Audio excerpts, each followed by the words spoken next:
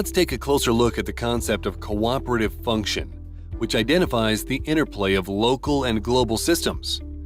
Local and global stability during many sport activities and exercise is anchored from the trunk, or what can be referred to as the core, which must manage the transfer of ground reaction force to perform tasks such as running, throwing a ball, and swinging a bat or club.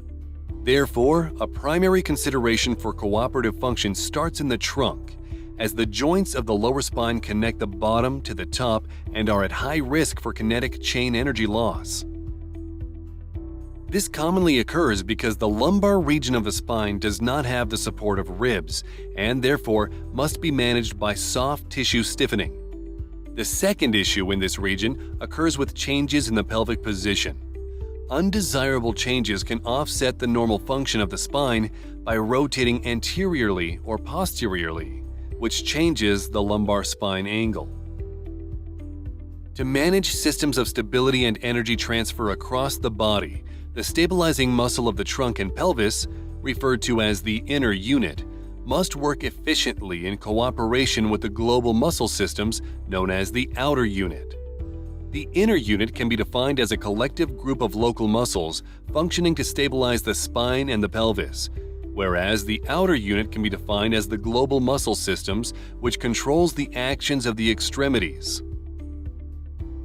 The outer unit works with the inner unit to transfer force from the core to the working segments of the periphery. It does this through a system of myofascial partners, known as the sling systems. The slings of force incorporate integrated muscle action for primal movements such as climbing, running, jumping, and swinging. Let's break this down by category of inner and outer function, starting with the inner unit. The inner unit is comprised of the transverse abdominis, diaphragm, pelvic floor, and multifidus, which can be looked at as a box of force. The diaphragm sits at the top of the box, the pelvic floor represents the bottom of the box, and the TVA and multifidus for the sides and back of the box. When they fire in unison, the core is activated. Of these muscles, the transverse abdominis, or TVA, is considered the primary stabilizer of the trunk, creating hoop tension to brace the spine. It functions in an anticipatory manner to anchor spinal stability from front to back, often referred to as the natural weight belt. The TVA plays a key role in maintaining intra-abdominal pressure and enhances rigidity in the trunk via interaction with the thoracolumbar fascia, which is often a defensive response to protect the spine during external loading or impacts. A delayed or inadequate firing response in this muscle is linked to force transfer dysfunction and lower back pain or injury. Many people are surprised to hear the diaphragm as part of the core, as most think it's just a respiratory muscle involved in expanding and compressing the lungs. But it is so much more. It also serves as a local trunk stabilizer that functions in a synchronized fashion with the transverse abdominis during all phases of respiration, with or without circumstances of external loading or impact. Under sustained loading, such as a barbell on the back during back squats, it activates tonically to support the trunk, but it also functions phasically to aid in upper body movements such as pressing or throwing. The pelvic floor is also very intricate and functions to stabilize the spine and capture forces within the entire inner unit. It contracts to anchor the pelvic girdle in response to abdominal bracing due to loading or impact. So it has a key role in maintaining proper spinal-pelvic alignment during many activities and lifts. When the pelvic floor is weak, the rectus abdominis compensates and often rotates the pelvis posteriorly. Many call this a butt wink as the posterior tucks under the hip, but this is not appropriate and can lead to spinal injury during compound lower body exercises. Teaching proper activation when lifting greatly improves inner unit activation and is one of the best techniques to ensure spinal pelvic stability. During correct activation of the inner unit, the pelvic floor lifts and the deep abdominals are drawn in, and there is no change in breathing, such as holding one's breath. During incorrect activation, the belly button is drawn in while holding one's breath. Teaching this method causes significant bearing down forces on the pelvic floor, often changing its position from neutral.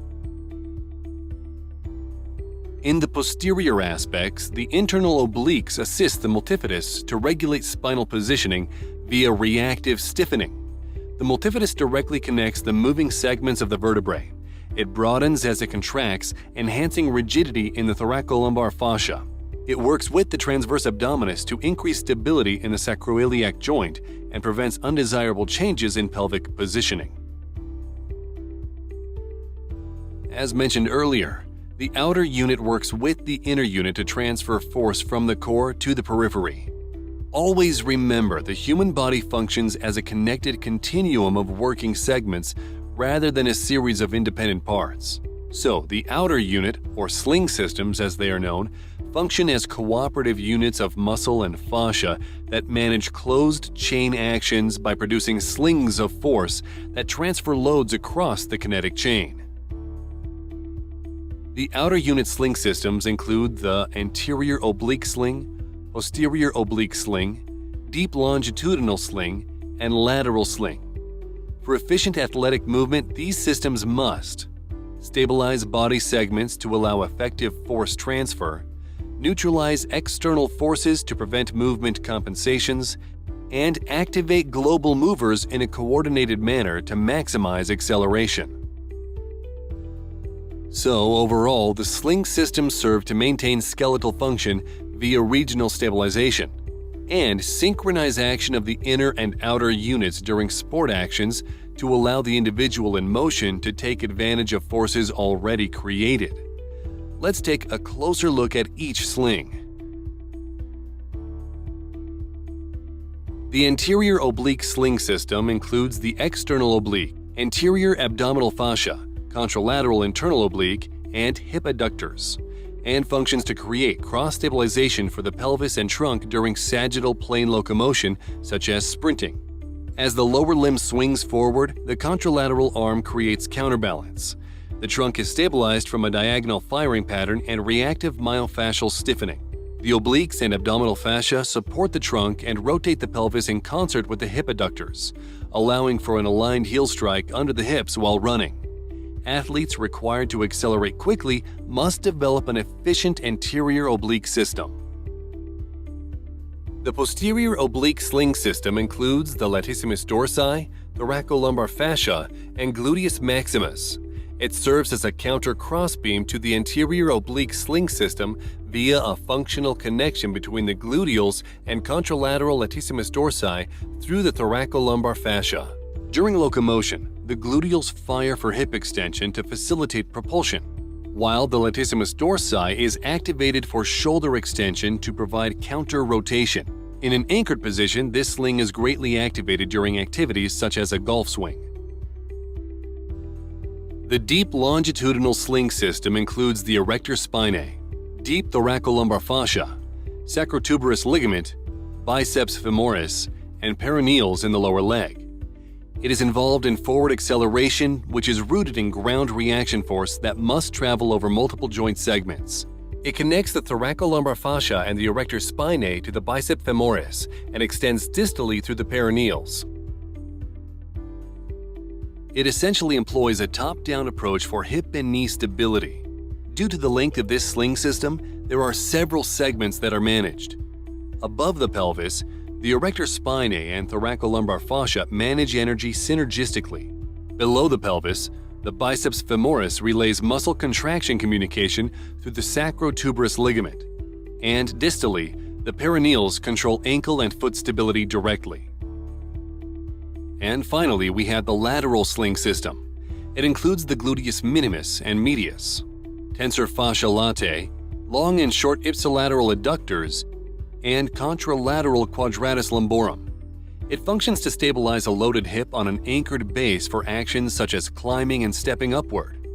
During an exercise like a step-up, the pelvis is stabilized by the abductors and adductors of the plant leg, while the quadratus lumborum elevates the pelvis in conjunction with the rising femur. When climbing, the downward leg anchors the pelvis, while the ascending hip and knee flex to establish a new anchor height. During various sport-related actions, a number of these slings must work together in conjunction or phasically as forces translate to different areas of the body to manage movement. Later in the course, we will cover specific exercises to train each one in a functional manner.